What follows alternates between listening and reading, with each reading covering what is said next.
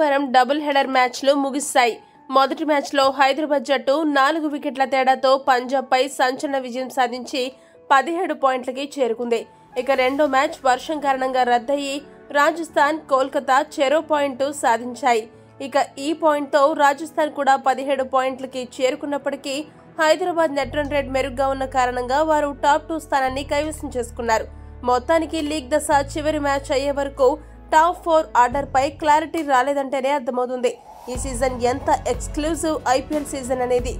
ఇక top 4 order చూసుకుంటే కోల్కతా జట్టు 20 పాయింట్లతో టేబుల్ టాపర్ స్థానంలో కొనసాగుతూ ఉండగా 17 పాయింట్లతో హైదరాబాద్ జట్టు రెండో స్థానంలో, అదే 17 పాయింట్లతో రాజస్థాన్ జట్టు మూడో స్థానంలో నిలవగా 14 పాయింట్లతో బెటర్ నెట్ రన్ రేట్ కారణంగా బెంగళూరు జట్టు 4వ స్థానాన్ని దక్కించుకుంది.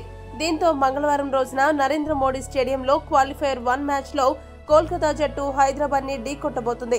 ఈ మ్యాచ్ లో ఎవరు గెలిస్తే వారు నేరుగా ఫైనల్స్ కి చేరుకుంటారు. ఇక అదే నరేంద్ర మోడీ స్టేడియంలో బుధవారం అంటే మే 22వ తారీఖున బెంగళూరు, రాజస్థాన్ జట్లు ఎలిమినేటర్ మ్యాచ్ ఆడతాయి. ఇందులో గెలిచిన జట్టుకు క్వాలిఫైయర్ 1 లో ఓడిన జట్టుకు మధ్య మే 24వ తేదీ శుక్రవారం రోజున క్వాలిఫైయర్ 2 మ్యాచ్ చిదంబరం స్టేడియంలో జరుగుతుంది.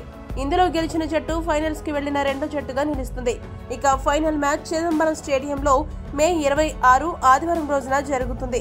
ప్రస్తుతం టాప్ 4 కి చేరుకున్న జట్ల ప్రదర్శన గమనిస్తే హైదరాబాద్, బెంగళూరు జట్లు ఫైనల్ మ్యాచ్ ఆడేలా కనబడుతున్నాయి. మరి ఫైనల్ మ్యాచ్ ఏ రెండు జట్ల మధ్య జరగబోతుందో మీ అభిప్రాయాన్ని కామెంట్ చేయండి. మరిన్ని అప్డేట్స్ కోసం మా ఛానల్ సబ్స్క్రైబ్ చేసుకోండి.